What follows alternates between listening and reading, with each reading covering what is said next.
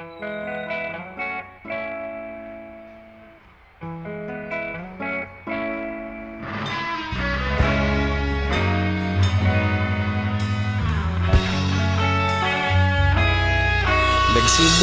ang lahat sa eskwela, nagsama-samang 12 sa kalokohan at sa tuksuhan, hindi maawat sa isa't isa. Madalas ang standby sa cafeteria, isang barkada na kay saya.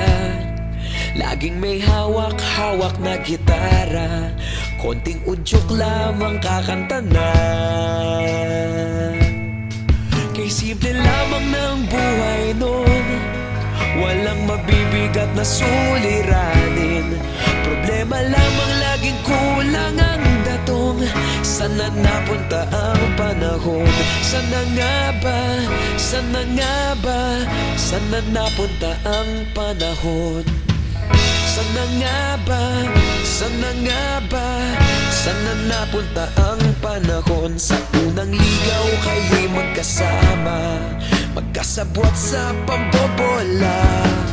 Walang sikreto kayong tinatago, okay sarap ng samahang barkada. Nagkawatakan na sa kolehiyo, kanya-kanya na ang nilakaran. Kahit minsan na lang kung magkita, pagkakaibigay hindi nawala. At kung saan na napadpad ang ilan, sa dating eskwela meron din naiwan. Meron pa ngang mga ilang nawala na lang, nakakamiss ang dating samahan. Sana nga ba? Sana nga ba?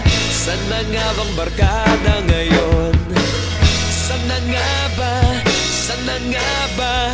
Sana nga bang barkada ngayon?